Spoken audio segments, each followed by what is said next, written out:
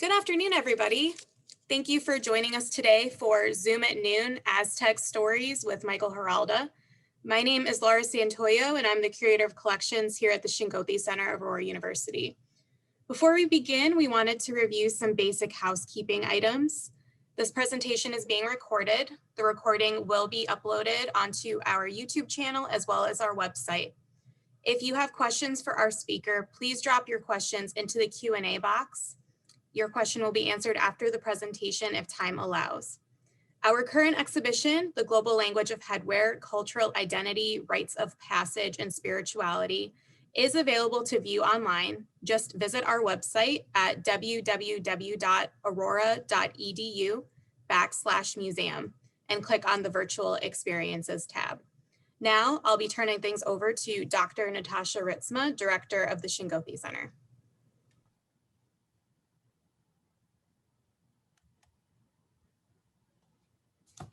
Hello, welcome, and thank you for joining us today. I'd like to thank Laura Santoyo and Tony Kubasek for their technical assistance with today's program. I'm thrilled to introduce today's Zoom at Noon presenter, Michael Heralda. Michael is an artist, composer, storyteller, and poet. Since 1995, he has shared his lectures and interactive Aztec story presentations with listeners and participants of all ages across the United States. During his music presentations, he introduces numerous handmade indigenous styled instruments like the Teponazkli drums, numerous clay flutes, gourd water drums, and many other percussive instruments. He has also recorded 3 CDs. He shares his work at schools, colleges, universities, museums, cultural centers, libraries, and family festivals across the country. And we are honored to have him join us today. And now, without further ado, I'll turn things over to Michael. Thank you.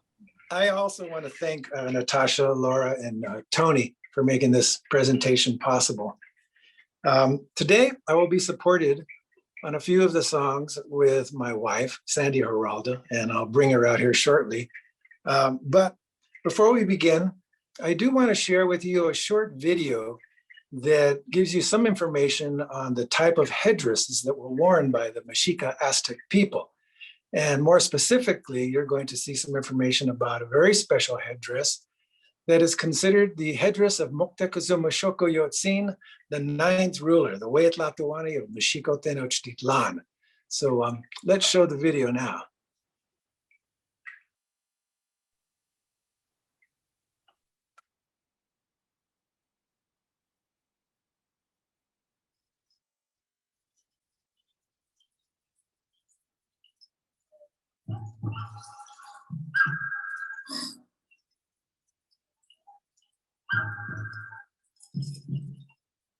The Quetzal bird, one of the most resplendent and colorful birds of the Americas.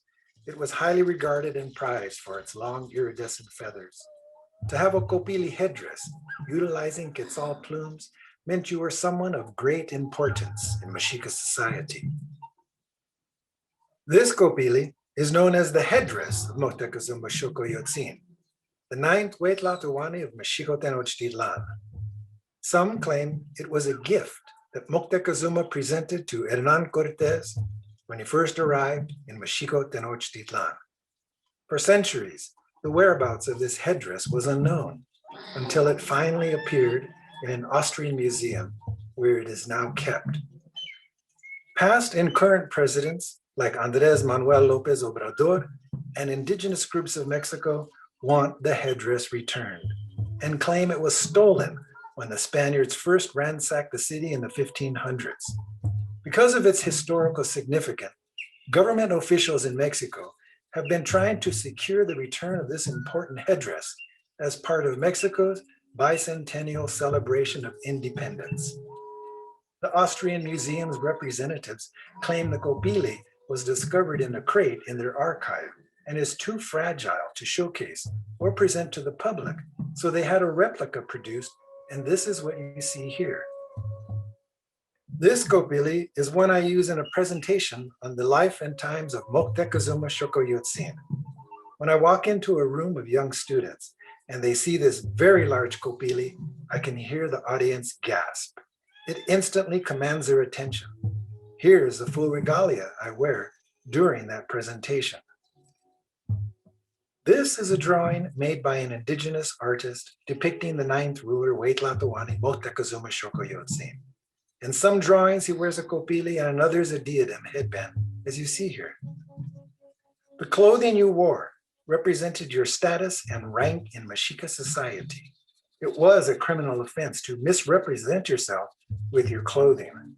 Here is a warrior capturing a victim that he had caught in battle. Here is a Jaguar warrior preparing for battle and another artistic representation of a Jaguar warrior. In the ancient codices, symbolic representations of energy forces also wear very specific and intricately designed headdresses.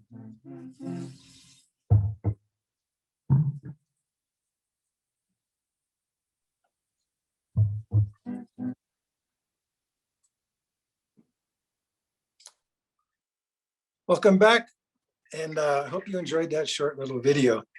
Today's presentation will focus on the high levels of sophistication and beauty of the great Mexica Aztec society.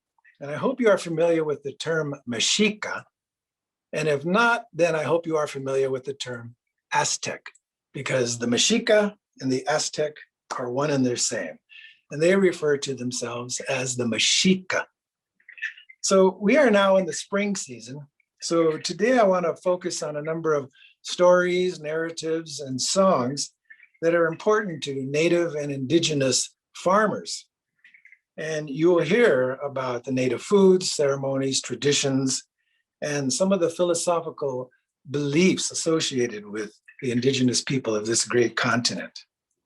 Now, the first song that we're going to share with you started out as a poem and was shared with me many years ago by a young writer by the name of Quetzaltecatemac. At that time, I was the editor of a cultural magazine titled Quetzalcoatl, and he sent his poem as a submission for that magazine. And when I read that poem, I thought it was so beautiful and profound that I asked him if I could share his poem in our presentations. And his response was, please. I wrote this piece for myself as a way to express my gratitude and appreciation for my culture, my ancestors, and my heritage. But essentially, it's for everyone to appreciate and acknowledge their ancestors. And so he said, share it freely. He goes, the more people that hear this, the better. And so I added a little musical component to it. And it is titled The People Song, but my wife and I, we more affectionately refer to it as Nikwi Ashkan, which is part of the verses of the song. Now, I also added a chorus to this song. And when we do our live presentations with an audience in person, I ask them to sing along in the chorus. And I am going to sing the song in the Nahuatl language, but it's real easy to understand and share the chorus part. And I want to share it with you now. So just listen carefully, because here is the chorus part of the people song. You ready? It goes like this. Ay, ay, ay, ay, ay, ay, ay, ay, ay, ay, ay, ay, ay, ay, ay, ay. And you can clap along to keep rhythm with the song. Now, before we begin the song, it's even more important for you to know what the song represents. So although I will be singing in the Nahuatl language, and this is the language of the Mexica people, here are the words when they are translated into English. So listen carefully. I sing today. I am proud to be Mexica. But if tomorrow I would die, I still will be Mexica. So you can see that this poem really reflects everyone throughout the world. And you can be, I'm sure you are proud of your culture and your heritage. And regardless of where it is on this beautiful blue-green planet that you and your family and your ancestors come from, take the time to acknowledge, be grateful to them, because of them, you exist. And know that their lives are much harder than yours are today. They endured more challenges and more suffering so that you would have a much better life. So be grateful. So that is the chorus and the translated words of the people song. Now I'm going to bring up Sandy. She'll join us in this piece. And don't forget, sing along in the chorus. It's very simple. And clap with your hands if you want to keep a rhythm. So this is the people song.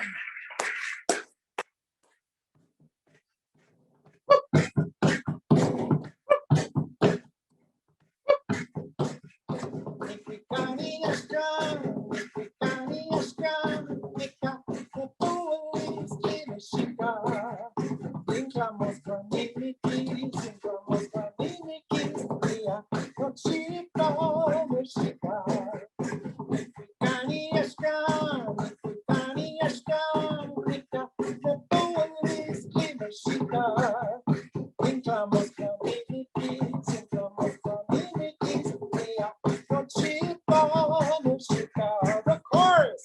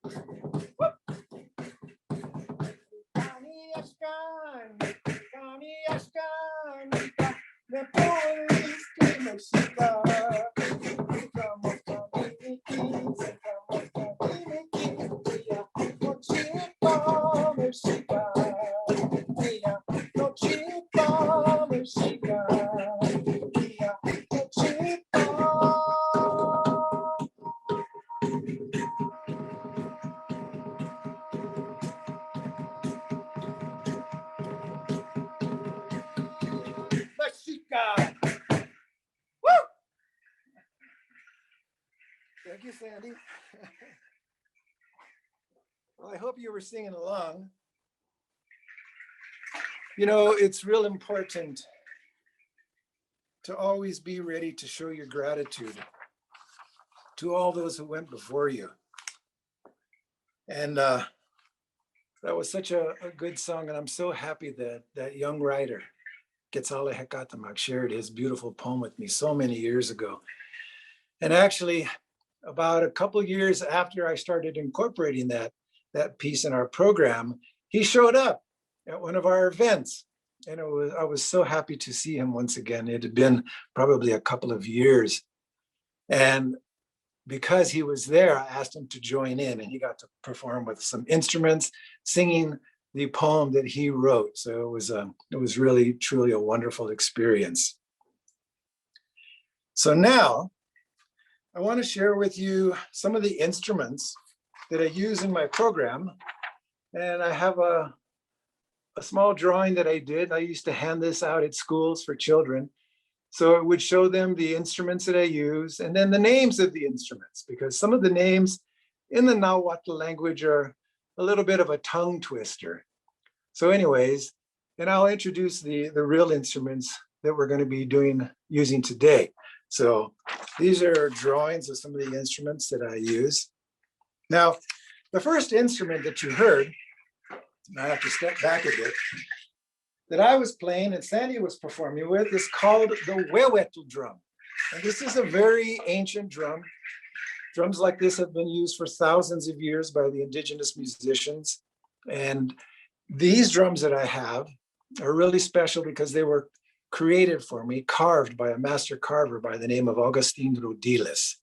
And he passed away a good number of years ago, but he created for me many of these instruments. And he had pretty much dedicated his life to replicating the indigenous instruments of ancient Mexico. So this is just one of 3 drums that I have that he carved for me.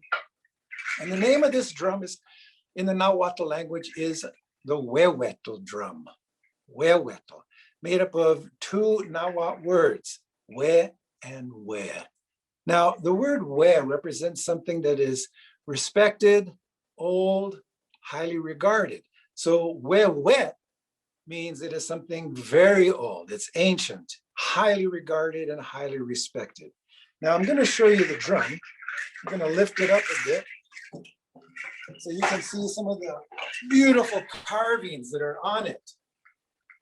And the carvings came from a design that I did and that I shared with Augustine so that he could carve the drum for me to tell a story about its symbolism.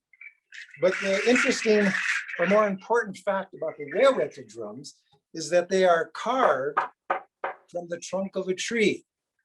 And this aligns with the philosophical concept of duality for the indigenous people, that they believe everything that exists because 2 energies came together to create.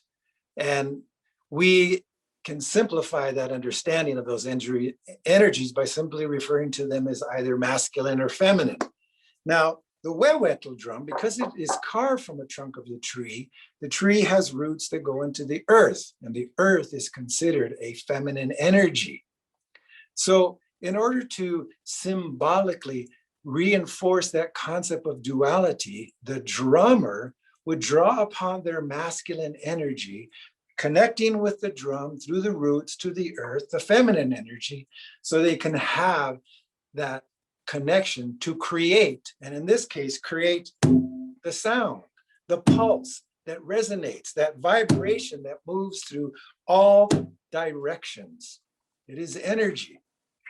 Now, on the top of a Huehuetl drum, you will find an animal skin. And in the case of all 3 of my Huehuetl drums, the animal is an elk. So this is an elk skin drum. And I use the elk skins. It's a bit thinner than some other skins because it's ideally suited to play with the hands. Now, another important aspect of all drums is that drums represent the heartbeat of the earth. And so playing with the hands gives it that more of a softer sound, a murmur like your heart. But if you attend an event, a ceremony or celebration where there's hundreds of Mexica Aztec dancers, you will notice that most of them rarely play the drums, the huehuet, with their hands. They use these very large sticks, and it creates a much louder sound. And but I prefer playing with the hands, playing the traditional way that originally the musicians perform with the huehuetl drum. Now, another instrument that you heard during the first piece was the rattling sounds, and those are on my ankles. See if I can get it up high enough. These are called the Ayahuas, and they are seed pods.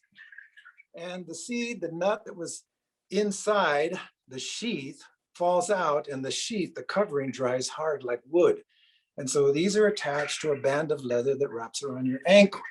Now, again, that philosophical concept of duality is part of the ankle rattles themselves, because every seed pod is in pairs. And so one is attached with a cotton string that passes through the leather band, comes out another side of the leather band, and attaches to another pod. So there, that duality is also represented again. So those are the ayayots. Now, the instruments that I haven't gotten to yet and that you're going to hear during our presentation, I want to introduce just a couple of them. And specifically, the one I want to introduce now is this one. And you may notice that it is a very unusual shape. It looks like the lower portion of a leg and then a foot wearing a sandal. Now, this is a clay flute, and all the clay flutes in the Nahuatl language are known as tlapitzali. But this flute is an authentic replica, an exact replica of a very ancient Mexica Aztec flute that can be found in the Anthropology Museum in Mexico City. And this flute was carved and created for me by a group of artists and musicians who reside in Mexico. And they are a very well-known, internationally known group of musicians and artists who go by the name of Tribu. And if you ever hear of them come into your community, please make the effort to go see them. They will touch your heart with the music that they share, the dancing. They are considered a national treasure in Mexico. So Tribu. So they created this flute for me, and I use it in a very specific song. But let me tell you a little bit about why this flute took on this shape. There is a group of traveling merchants thousands of years ago who traveled up and down this continent. They were in Teotihuacan, they were in the great city of Mexico-Tenochtitlan, but the traveling merchants that originated in Mexico-Tenochtitlan, which today is known as Mexico City, they were known as the Pochteka. It was a group of traveling merchants traveling up and down the continent. And so this flute represents that group of merchants.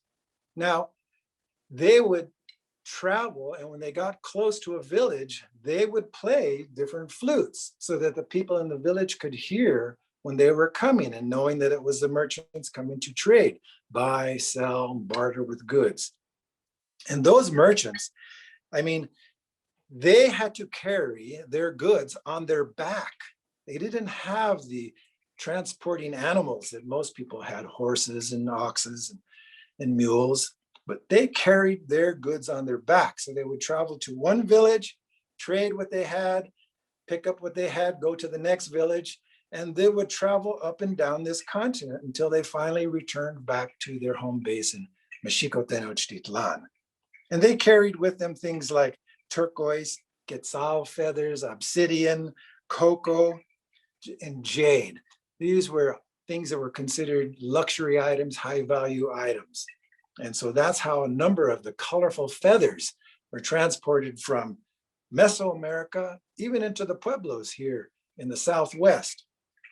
So it was a really wonderful group of people who prospered through their trade. And again, their name were the Pochteka. Now, before we get to the song that I use that flute in, I just want to show you a few more instruments. This is another clay flute, and this one I call Shoshito. I'm sorry, Xolotl. And you can see Xolotl is a little dog. And so here he is at the end of the flute. He's a happy little dog. And in Mexico, they do have dogs that are known as Xolotlescuincle. These are the small hairless dogs. And very loving, very friendly and happy little dogs. But flutes come in all different sizes and shapes. Here's another one. This is a 2-chamber flute. And some of these flutes were created for me by one of my mentors, a man by the name of Javier Quijas Ishayot. And he taught me so much about indigenous music, how to play the instruments and how to make some of them. So I always like to acknowledge him. And he passed away recently. So I am very fortunate to have known him, to have learned under him, and share through my program the knowledge that I gained from our connection together. And the flutes come in many different sizes and shapes. Here's a very tiny one. This is a little bird whistle. I also have flutes like this. And this is another flute that Javier made for me. And this one I call the Muhir de Mais, the woman of corn. And you can see in her headdress, she has the ears of corn. It's a Mayan woman. She's wearing the traditional Mayan dress, the huipil. And it has images and designs and patterns that tell a story about the woman who wears the dress. She's also wearing a beautiful jade necklace. Now, jade to the indigenous people represented things that were most precious to us. Our children are our jade stones. She's also holding in her hand what you see as a flower. And this, in the Nahuatl language, is known as Shoshito. And this is a really powerful symbol because it represents humans. We start out as a little seed, the seed of our parents and our ancestors. And as we grow and mature, discover our gifts and talents, developing them to the highest degree and then sharing them, we become a flower. We reach our full potential. And that is the concept behind Shoshito, the flowering, the germinating seed, the potential to become a flower. So that's just some of the symbolism that was carved into this flute by Javier. I also have a very large flute, and you can see this one has 5 different chambers. And we're going to use this flute in a song later in our program. But now I want to get ready to call Sandy back to join us. And we're going to do a song titled Awakening. And I hope most of you have had lunch already, because for me, this song always makes me hungry. I had a late breakfast, so I still feel good, but trust me, you're going to hear some words that reveal to you some of the foods of the Mexica people and some of my favorite foods. So this again is an audience participation song, and you can clap your hands to the rhythm. And it is a song and a poem titled Awakening. So feel free to join in wherever you're at. Keep the rhythm, and we'll have some fun with this song.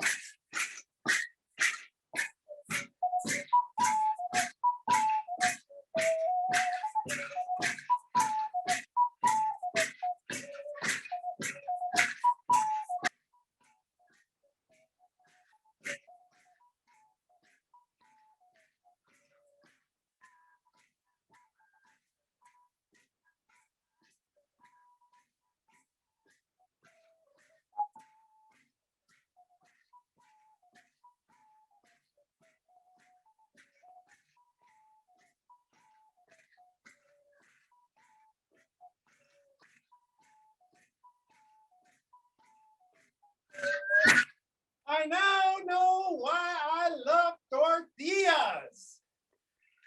Chocolate, chili, beans, tomatoes, and avocados.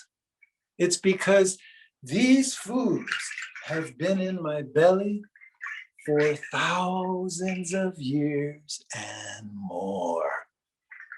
I now know why I take the time to admire beautifully detailed architecture, take in the splendor of well-maintained enchanted gardens, museums, libraries, works of art, and music. I now know why I take the time to admire Tonatiuh, the sun, where he rises in the east, acknowledging him at the zenith, and where he sets on the red-orange western horizon. I am Olmec, Maya, Teotihuacano, Mexica, Azteca, Chichimeca, Yaqui, Tene, Shoshone, Apache. I am all these things, and I am more.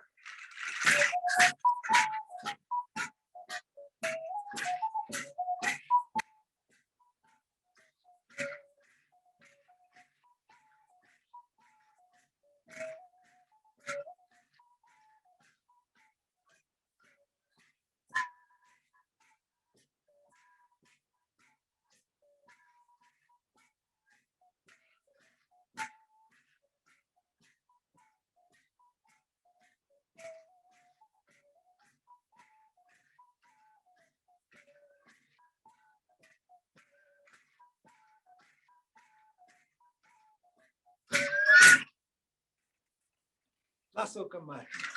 Thank you, my friends. Woo! Did it make you hungry?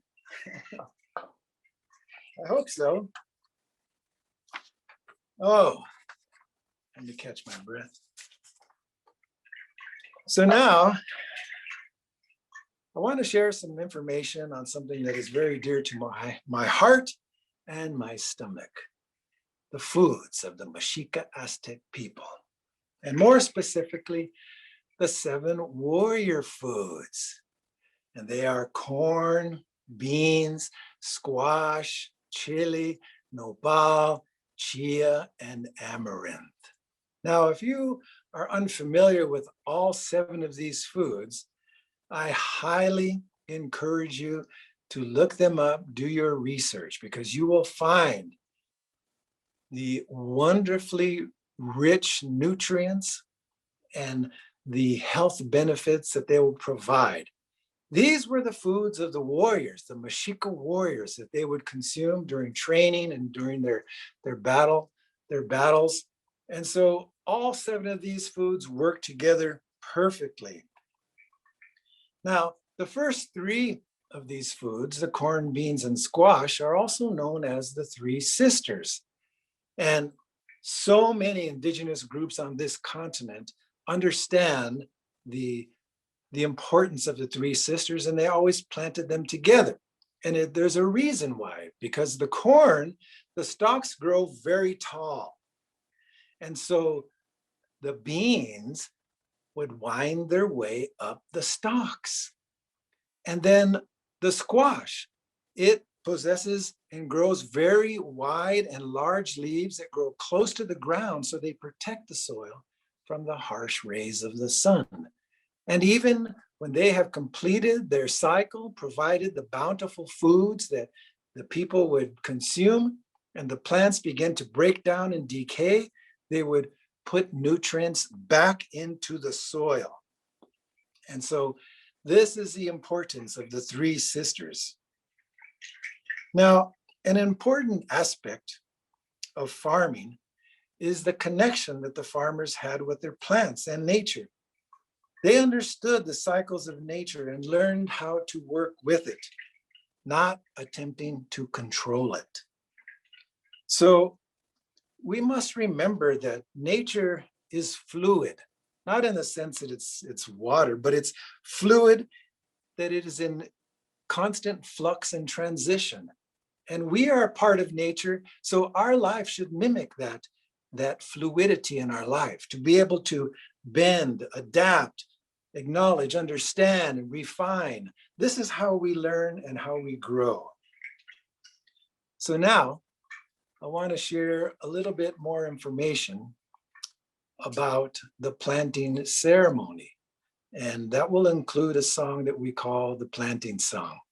So here's just to cap off the 7 warrior foods again: corn, beans, squash, chili, nopal, chia, and amaranth. And again, if you're unfamiliar with these, please do your research. You will learn so much about it. Now, the planting song came about because while I was researching the connection between the indigenous farmers and their plants, I looked to Nahuatl poetry, because poets have the ability to take an idea, put it in words that paint pictures in your mind. And here's an image of an indigenous farmer planting his corn seeds. And then there's another image of the farmer tending the soil, making sure that the soil is right for his plants. And then the final image would be when it's harvesting time. And these images came from an ancient codex. So these were drawn by the natives, the Tlaquilo. These were the writers, the Aztec Mexica writers. So what I want to tell you about the planting song is that it originated with an ancient Nahuatl poem. And it was so beautiful that I had it translated into Spanish and into English, and it became a trilingual piece. And I'm going to bring Sandy back out so we can perform this together. And she's going to be performing with an instrument that is very, very ancient.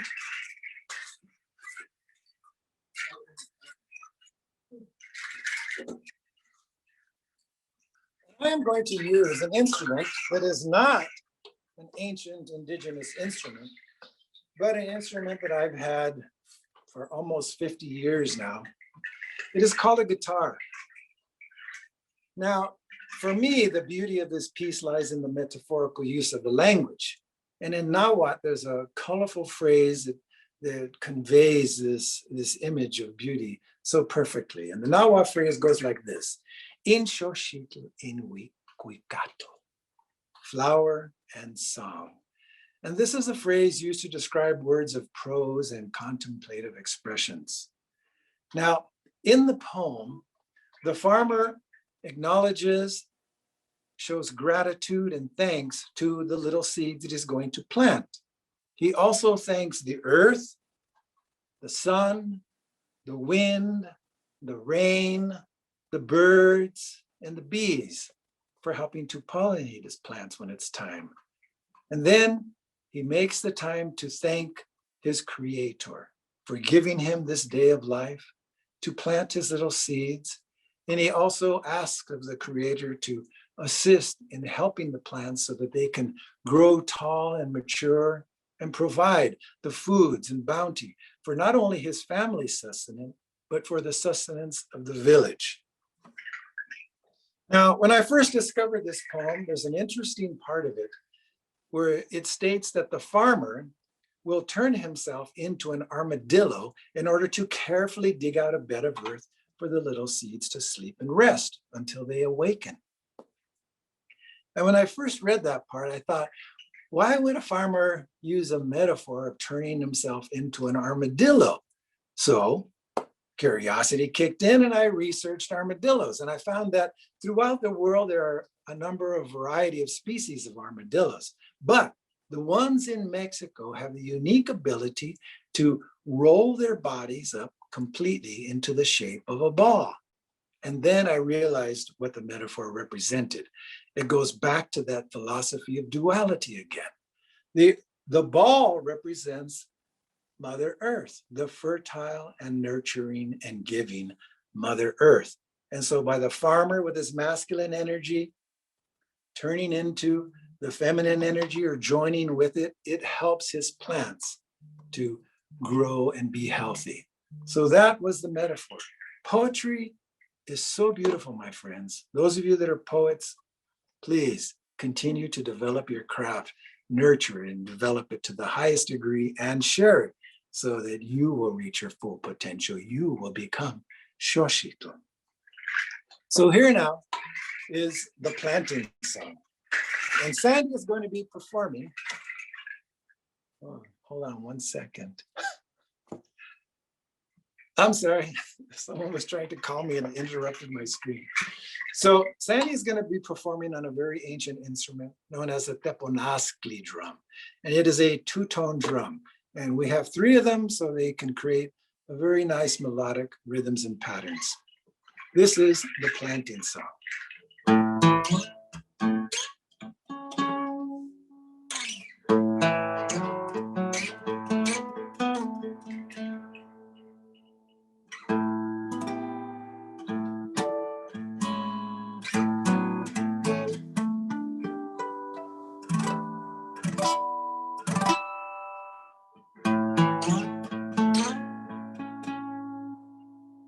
Mira, mi mujercita de maíz, por donde se enfilan las flores, voy a convertirme un armadillo. Y voy a preparar a la tierra una cama para que descanses y duermas.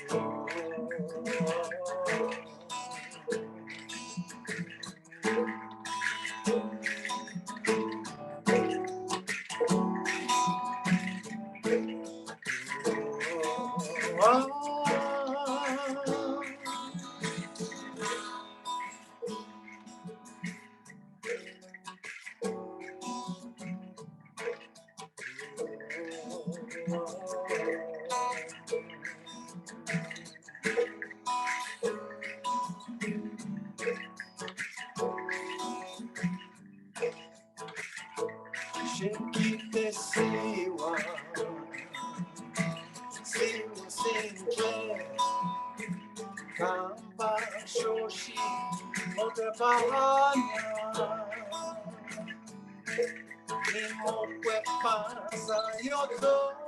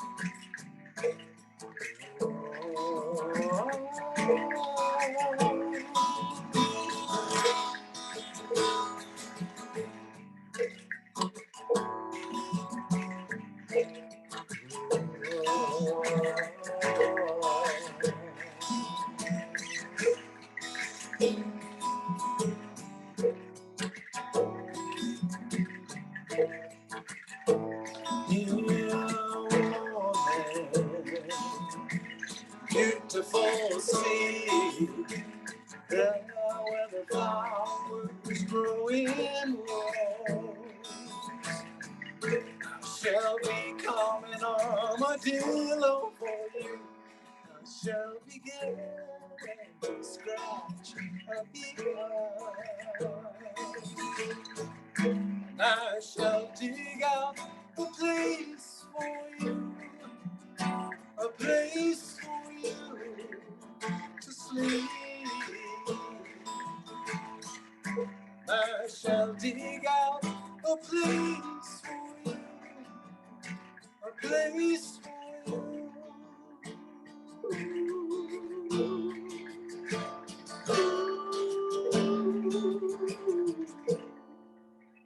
you to sleep.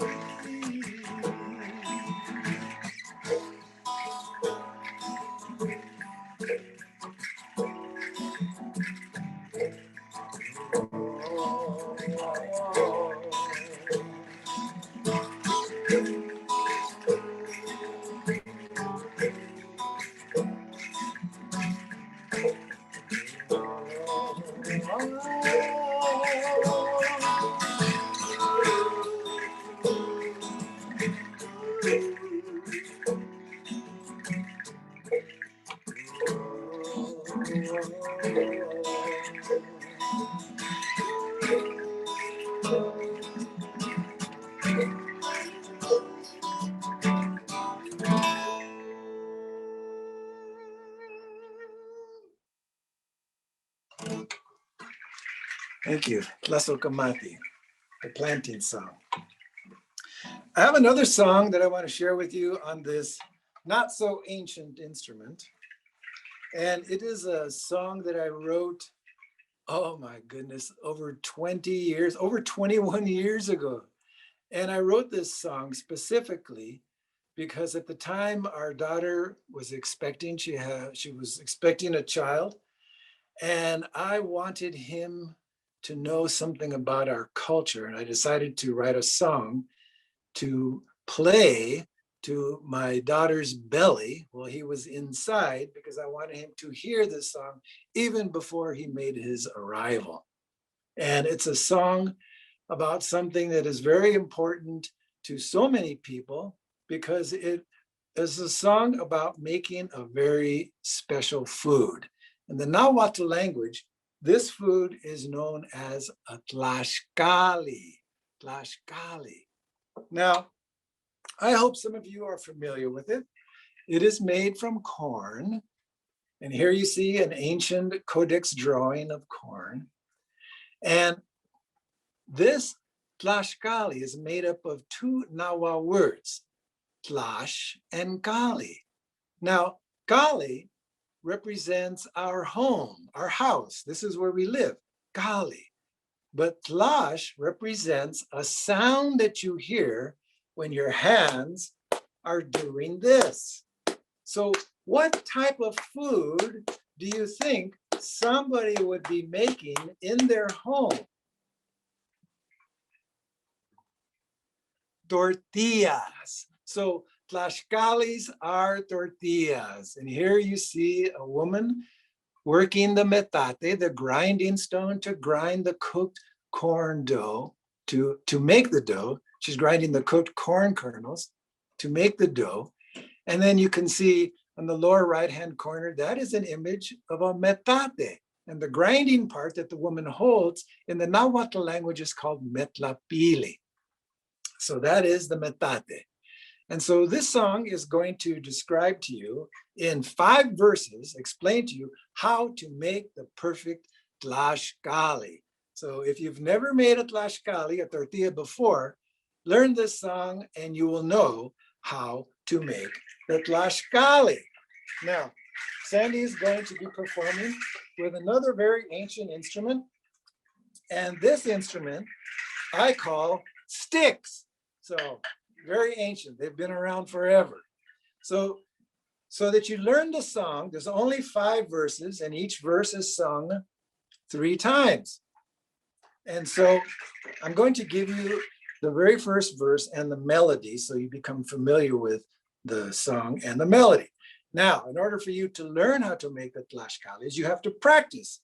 And you have to practice by keeping a rhythm, like you're moving the dough, the tortilla, from hand to hand. So here's the first verse and melody. And again, each verse is sung 3 times. So here we go. We're making tortillas, we call them tlaxcali. We're making tortillas, we call them tlaxcali. We're making tortillas, we call them tlaxcali. We call our tortillas tlaxcali. Yeah, see, that's the part of the song where you get to yell as loud as you love tortillas. If you love them a lot, tlaxcalis. All right, 5 verses and you'll catch on. Now here's the second verse, just so you're familiar with it. For grinding the corn, we use the metate. And you saw the image of the woman grinding the corn on the metate. The third verse, and I have to just demonstrate this, so pay close attention. For making it round, we're making it round, we're making it round, we're shaping our round. Tlaxcali. Yeah, you'll catch on. All right, the 4th verse. We're cooking tlaxcali on top of our comali. Now the comali is a large, round, flat clay place that is placed on 3 stones with a fire hot enough to get that comali really hot, so that after you shape that beautiful round and golden like the sun, tlaxcali, you gently lay it on top of the hot comali, let it cook with your fingertips, no tongs or spatulas required. Quickly pick it up, turn it over, and cook the other side. So that's the 4th verse. We're cooking tlaxcali on top of our comali. The final and 5th verse, my favorite verse of all time. We're eating tortillas. We call them tlaxcalis. Yes. All right. So let's practice making those tlaxcalis as we play the song. Woohoo! We're making tortillas, we call them tlaxcalis. Making tortillas, we call them tlaxcalis. Making tortillas, we call them tlaxcalis. We call our tortillas tlaxcalis. Oh, grinding the corn, we use a metate. Grinding the corn, we use a metate. Grinding the corn, we use a metate. And mix it with sweet, sweet wine. Remember that part where we clap fast? Get ready, it's coming up. Making it round with, oh, making it round with, woo! Oh, making it round with, we're shaping camina round la sky. Cooking Tlaxcali on top of a kumari. Cooking Tlaxcali on top of a kumari. Cooking Tlaxcali on top of a kumari. And carefully turn it over. Oh! The kumari's hot, my friends. Don't burn your fingers. We're eating tortillas, we call them Tlaxcali. Eating tortillas, we call them Tlaxcali. Eating tortillas, we call them Tlaxcali. We call our tortillas Tlaxcali.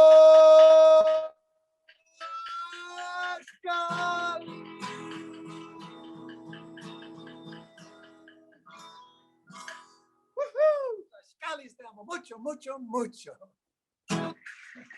Thank you.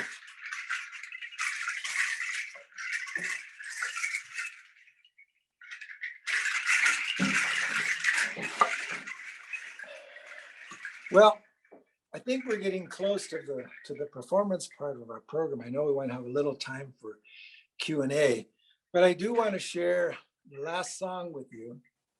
And it is a song titled Gratitude. And it's very important, my friends, to show when you can your gratitude and appreciation for people that have helped you in ways that you needed assistance, you needed some guidance in your life. Also to be thankful and grateful to your parents, your grandparents, and your ancestors. Because of them, you exist. And as I mentioned earlier, their lives were much harder. They endured more challenges. And they did this so that you would have a better life. So it's always important to express your gratitude and show your appreciation to them. So I wrote this song titled Gratitude, and I use this little sholot flute, little clay flute. And so what I would like for you, this will be our last song, I would like for you just to take some time and think about those people in your life who have helped you, nurtured your gifts and talents, those people that you want to express some gratitude. And even if they don't now exist or reside in the world of the living, they have passed on, they will always be with you. When you send your thoughts to them of appreciation and gratitude, they will hear those thoughts. They are with you and they will always be with you in moments of trying times and challenges. Just go inside yourself, converse with them, and they will plant direction into your mind. So this song is titled Gratitude, and it's a beautiful piece. And just close your eyes, absorb the sounds, and think about those people you want to acknowledge in your life.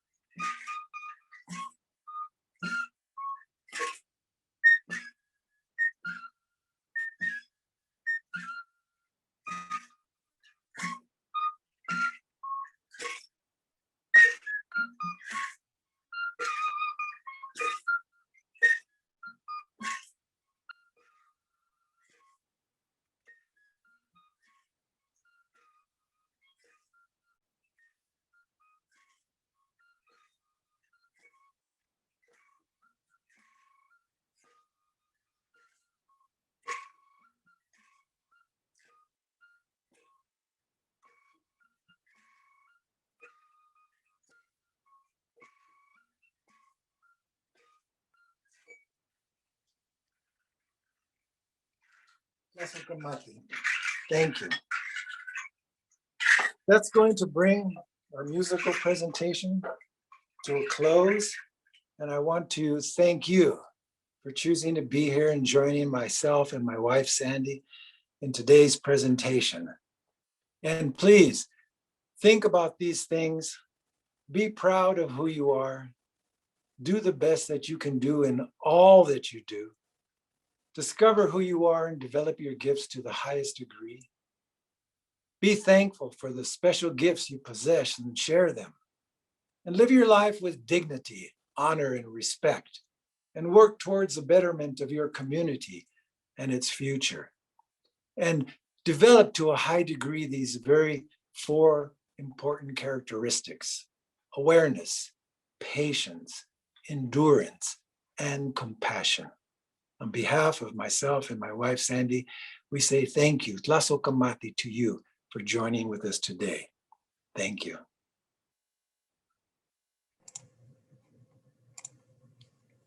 Thanks, Michael. Thanks, Sandy. That was wonderful.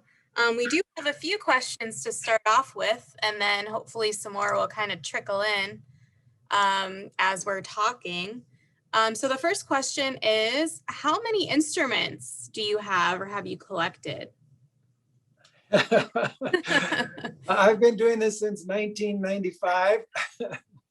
And roughly, I would guess that no one has asked me that question before. So now I'm just trying to visualize all the instruments that we have.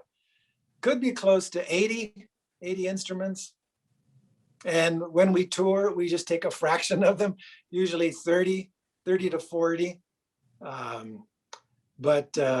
Yeah, and it never seems to stop. I mean, we can be somewhere and I see an instrument that I find interesting. It's a handmade instrument and it's like, oh, I got to buy this. I got to add it to my collection. And they're dispersed not only in my studio, which is the majority of all the instruments and Aztec Stories related items, but I've snuck them in different parts of our home now. So wherever you go, you're going to see something that reflects the indigenous culture and music. Oh, that's great. So then what would you say, like, if you had to pick a category of instrument, say, like, what's the instrument that you have the most of, if that makes sense, like the type or category? Oh, I think I might want to pick a couple instruments. The tlapizali, the clay flutes. I have a large collection of clay flutes that I've acquired over the years. An interesting story about my mentor, Javier. When I first contacted him back in the 90s, I was already composing songs and stories about the Mexica culture. And that was, I was using, acoustic guitar, even used a bass and some electronic equipment. And I realized I need to learn about the indigenous instruments if I'm going to talk about this culture. And so I did some research and I found this gentleman who performs with indigenous instruments and focuses specifically on the Maya people and the Mexica Aztec people. And he was very well known and respected. And so I contacted him and said, look, I want to learn about the instruments. I want to learn how to perform with them, what they represent, the symbolism. I'm creating a program about the Mexica culture, and I want to learn more about the instruments. And he just said, well, come join me in a presentation. And so I went to one of his events where he's performing, big crowd. And I get there before he starts and introduce myself. Oh, Michael, yeah, just find some instruments to play while the program goes on. What? Yeah, just, you're a musician, just you'll figure it out. And so there I was. He's had tables of instruments and I'm just trying to figure out how can I complement what he's doing and what he's saying musically with what I see in front of me. And really, I just learned on the spot. And so then I would go to another event, and this went on for about a year, talking to him, learning about performing live in front of people with these new instruments to me. And at the end of every event, instead of paying me, he would say, Michael, I saw that you picked up that flute and you seem to grasp it. Keep it, that's yours, that's your gift. And so over about a year performing with him, I acquired, a good number of flutes. And that's how I learned how to play the flute. So they are probably the instruments that mean the most to me. The second instrument are the drums, but I also create these gourd water drums. And you can see them hanging on my wall back here. Those are some of the gourd water drums.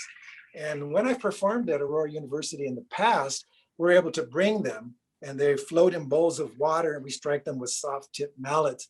But in Aurora, in that auditorium, those drums just reverberate and fill the room. They're so beautiful and people are mesmerized by them. Unfortunately, through a Zoom presentation, it does not capture the true sound. So we don't include them in the presentation, but the flutes and the gourd water drums, probably some of my favorite instruments. Oh, great. Well, you just answered the next question. My favorite instrument is. So we had two more.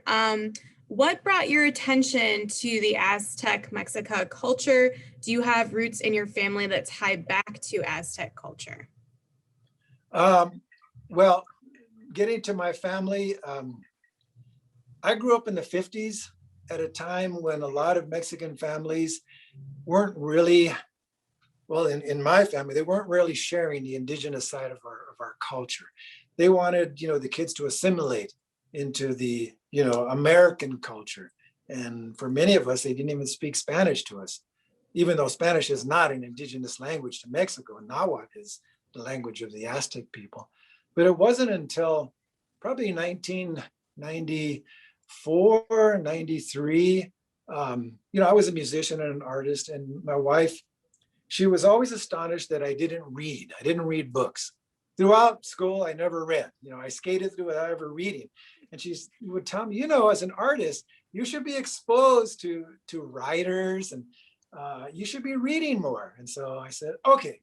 So we happened to be at a yard sale and she sees some books on a table. She goes, go find yourself a book. Just whatever calls to you, just to start so you can read. And so I went to the table and I'm looking through a bunch of books and I found this one book and it was just titled Aztec and it was written by Gary Jennings. And so I'm picking it up and I'm thumbing through it and yeah, this is interesting. Maybe I'll take it. But then I put it down. I go back to my wife. She had some stuff and she says, where's that book you were looking at? I said, I wasn't sure if I would take it. She goes, just go get it, read it. So I bought it, took it home, read it. And something amazing happened. This is a fictional account, the Aztec book. But as I was reading it, I felt like I knew intuitively everything that he was describing. It was like something woke up in me. And after I finished the book, I told Sandy, I said, this is really bizarre. There's something going on in here. And I'm going to have to do some authentic research now to figure out what's going on inside of me. And so across just a few miles from us where we lived was a museum, the Southwest Museum. And they had a beautiful library called the Braun Research Center.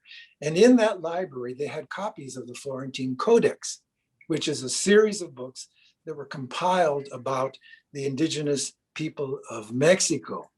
And although it is the perspective of the Spanish and not the indigenous perspective so much, it contained some valuable information. And in some of the books, they're the actual Nahuatl people writing the stories. They, of course, were edited by the Spanish priests, because they didn't want certain ideas to be expressed in this series of books. But I would go there on the weekends and you couldn't check the books out. So I would request a specific book. Maybe if I wanted to research foods, I would get that book. I'd get my notebook out and read through, take all my notes. And before you know it, I started getting a collection of books. I probably have like 80 or 90 books now on the Aztec culture. But all that research helped me develop the Aztec Stories program. And the first series of recordings were based on what is considered documented information, although by the Spanish, so their perspective. So after the first collection of songs and stories, I recorded them, I decided to do the indigenous side. And so I researched more of the indigenous perspective, and that became the second collection of stories and songs. But really, it came down to one book that awakened something in me. That's the power of literature, right? That's amazing. The power of the written and the spoken word. Yeah, that's amazing that you can kind of tie it all to, to that. And to my wife, pushing me, nudging me, do this. And it's like there's markers in my life where sometimes just somebody's word or a sentence helps guide you in the right path. Yeah, absolutely. I think there's a lot of power in that too. I think we have time for just one more question. All right. How do you feel about the representation of the Aztec people in the popular movie Apocalyptico, I think it's supposed to say, Apocalypto? What are some historically incorrect details that you saw in the movie, if you've seen it? There's a lot. It's a fictional story, just like Gary Jennings' Aztec. Took a lot of liberties. They did a mashup of many different cultures, in Mesoamerica. There's over 300 indigenous languages in Mexico. So there's all these different aspects of different cultures, but they share a lot of similarities in their philosophical beliefs. But I think it didn't really do anything to promote the real beauty and high levels of sophistication of the indigenous culture. And I think that's one of the sad things about it. I mean, it's a big budget movie, it's entertainment. They're focusing on just whatever will capture someone's attention. So it's not the truth. And it's not a documentary. So, I give them that. They have the freedom to do whatever they want. But it was some of the music that was provided and some of the instruments were actually provided by my mentor, Javier Quijas. They asked him to sell him flutes. They had musicians who would play them. And he was real excited. And during the planning stages of the movie, and I was real excited that Javier was going to be in some way connected to it, although they did not ask him for his opinion or express any interest in having him relay what he knew about the indigenous culture. It was another group of people who really, to me, didn't do their research. But it's a high budget movie, entertainment. Even now, right now, I'm reading a book by one of the friars that was in Mexico during the occupation and the arrival of the first Spaniards. And it's all the Spanish perspective, and it kind of, you're only getting half the story, so to anybody who's interested in reading about the indigenous cultures of this continent, know that probably 80% of the reference material out there is from the perspective of the conquerors. And so you have to dig deep to find an indigenous perspective. And there is a good book. It's a collection of essays that was put together by Miguel León de Portillo. And it's a collection of books that he calls broken arrows, broken spears lie in the road. And it's a collection of the writings of the indigenous people. And that's a book that I highly recommend people to read, because these writers are like poets. So the flowery words that they use paint such clear pictures of what they saw when the Spaniards were here, what they witnessed. But I will tell you this bit of caution. Reading about what took place during the conquest can make you very sad. And it was important for me during all my research. I had internalized all that sadness and I needed to get it out of my system. And it was through the arts, through music and storytelling and writing, that I was able to flush my system of that sadness and anger, because we can't be mad forever. We have to find what's the positive information, the positive knowledge and wisdom we can gain to make our lives better now. And that's when I focused on the indigenous philosophical concepts, knowing how to see the world through more true indigenous eyes. That's good advice. Thank you, Michael. Oh, you're welcome. Yeah. Thanks for the question. Yeah, those were great questions. Thanks to our audience for your wonderful questions. Natasha, did you have anything that you wanted to ask or comment? I just wanted to thank Michael for a really wonderful program. So thank you so much on behalf of everyone here at Aurora University. And yeah, we look forward to having you come visit in person once we're able to do so. Us too. We're looking forward to another road trip. Yes.